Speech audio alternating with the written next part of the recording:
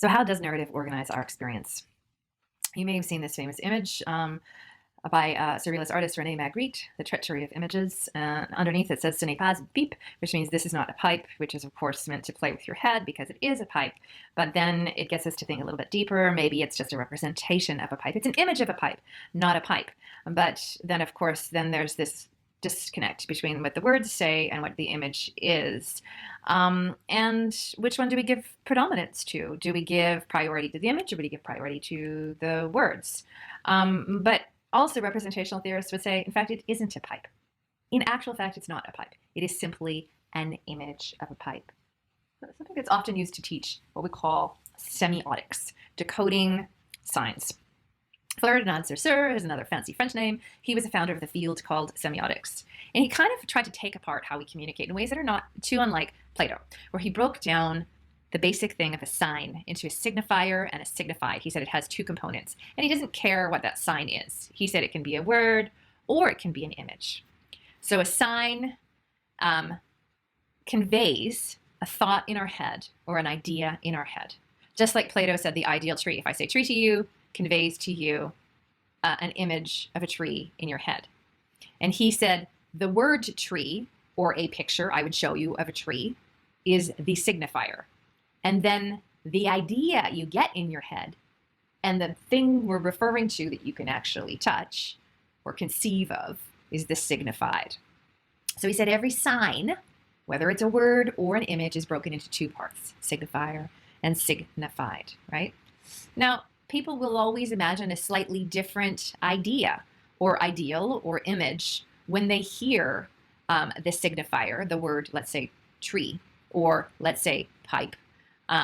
They'll imagine a different thing, right?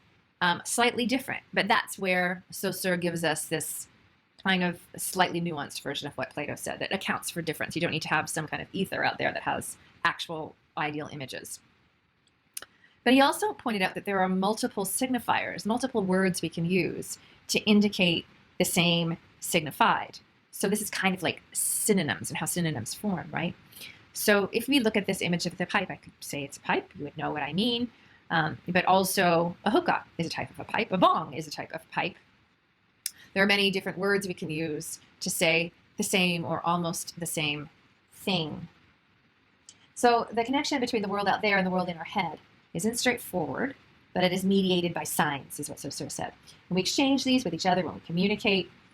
But it's also complicated because the signifier can suggest slightly different ideas.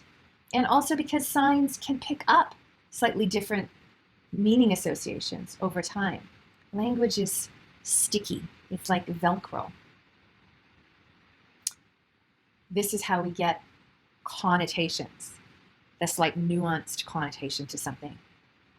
And it can be a separate part from what is denoted. What is actually, the denotation of a word is what is actually meant. The connotation is like what is sort of also implied, the extra narrative bits along with it.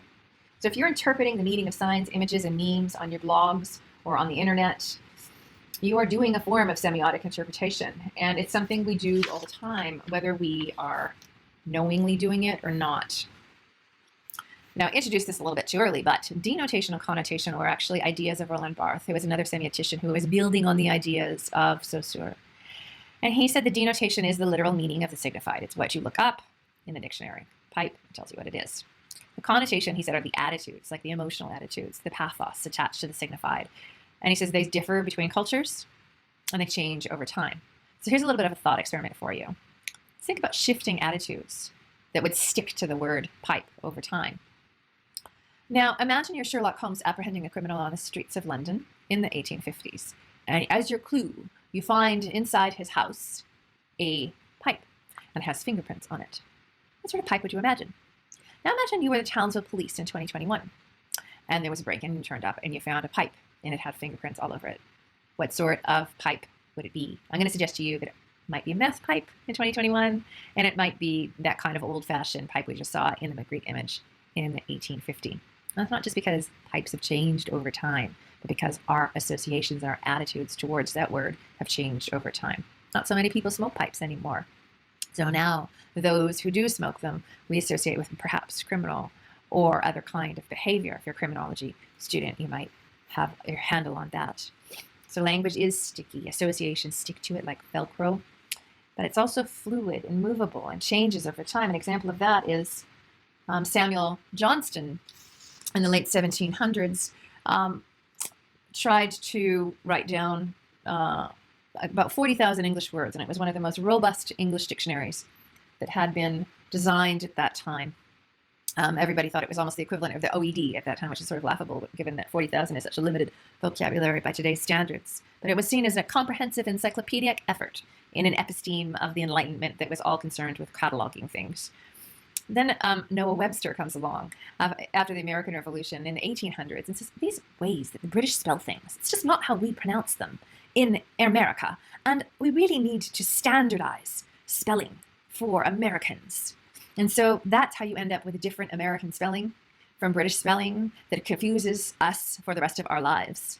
But what Webster failed to apprehend was what Barthes understood, that words change over time. And even though we write them down, we're not going to be able to hold them there forever because culture is fluid and we transmit different associations with different words over time. And similarly, spelling changes over time. So word spelling and word definitions change over time. Thanks to Webster, who didn't understand that, we have a lot of mess in the world. But language is messy anyways.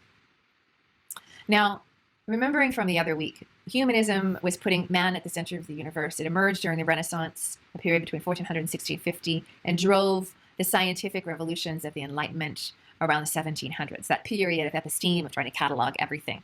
The philosophical idea of humanism had a number of tenets: that the world can be known through reason, that self is singular, autonomous, self-determining, there's a true inner self, and that these were the ideas of Descartes. We talked about that last week. I think, therefore I am, that resulted in this Cartesian mind-body split, where we privilege reason above emotions. And it also came with a whole bunch of other things, like the idea that the private and the public are opposite, the real and the imaginary are opposite, the human and the machine are opposite. Now, I'm reminding you of that last week because after humanism, we get to a period of time of post-structuralism, which is all of these philosophers who are social theorists that we're looking at, who aren't thinking about just individuals driving by force of will and ambition, things getting done, nor are they just thinking about facts anymore. And so the way in which post-structural social theorists are thinking about narrative and communication is no longer in terms of just how individuals communicate, which is complicated enough, but in terms of structures that we communicate through. So we talked about Freud last week. His equivalent in thinking about language was Carl Jung. He was influenced by Freud, but instead of thinking that we had this singular subconscious or singular dream life, he believed that there was a sort of a collective unconscious. And he looked at common symbols in many cultures that he called archetypes. And he said, we think in archetypes. Myths actually don't describe, but they structure and order our experience. They help us make sense of things. And if you want to know more about archetypes, I'll post a movie about that. But that's where we get ideas that many stories share similar archetypal mythic structures, like the monomyth, the hero's journey of separation and initiation and return. That structures the Star Wars plot, for example. But Jung would say myths aren't untrue. They are common because they are the essential ways that help us make sense of common life experience. And just because we're moderns, we haven't stopped having myths, organizing ideas that structure our experience. So there are mythic structures, he said. There are also cultural structures, linguistics have, post-structural theorists have said. So cultural structures of language that shape our experience of the world. You've probably heard of the Sapir-Whorf hypothesis, for example, that was developed by anthropologists and linguists Edward Sapir and Benjamin Whorf. Their idea is that different cultures and different languages apprehend experience differently. Let me read the quote. Human beings do not live in the objective world alone, nor alone in the world of social activity as ordinarily understood, but are very much at the mercy of their particular language, which has become the medium of expression for their society. So the language hails them, right? Interpolation here a little bit. It is quite an illusion to imagine, they said, that one adjusts to reality essentially without the use of language. Think of Lacan there. And that language is merely an incidental means of solving specific problems of communication or reflection. The fact of the matter is that the real world, they said, is to a large extent unconsciously built upon the language habits of a given group. No two languages are ever sufficiently similar to be considered as representing the same social reality. The worlds in which different societies live are distinct worlds, not merely the same world with different labels attached. So what they're saying is that language structures our encounters with the world. It doesn't just, not the other way around. We don't encounter the world and then, give language to it, although certainly that was probably the way language evolved historically from ancient history, from prehistoric times. They're saying that once we have language, it comes with certain social attitudes. If you speak more than one language, more than English that I'm lecturing to you in, this is true. It's very hard to directly translate one language into another language. It's not like math.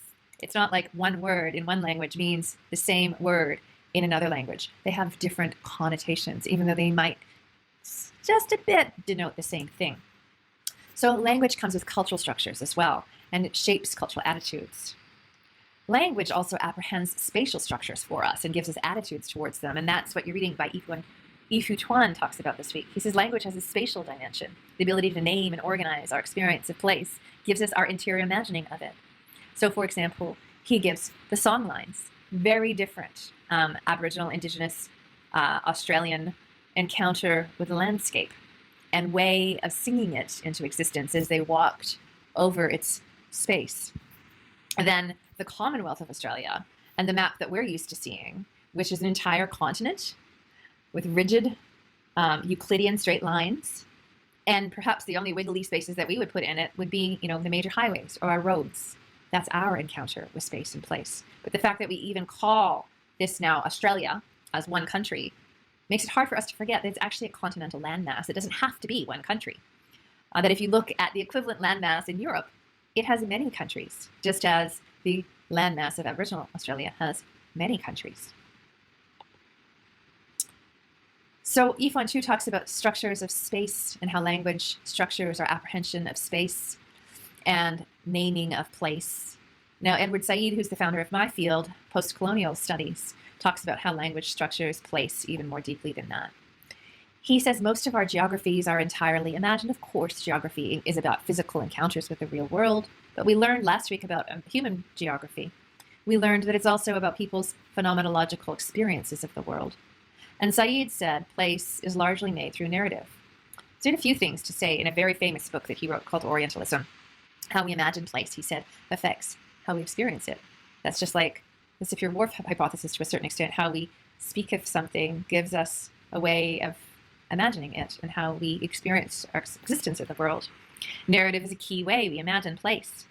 And these can be, the creation stories of the Aboriginal people versus, the Hebrew and in the Christian Bible or the Jewish Torah, for example, or social stories that we learned last week in terms of how we imagine our own experience.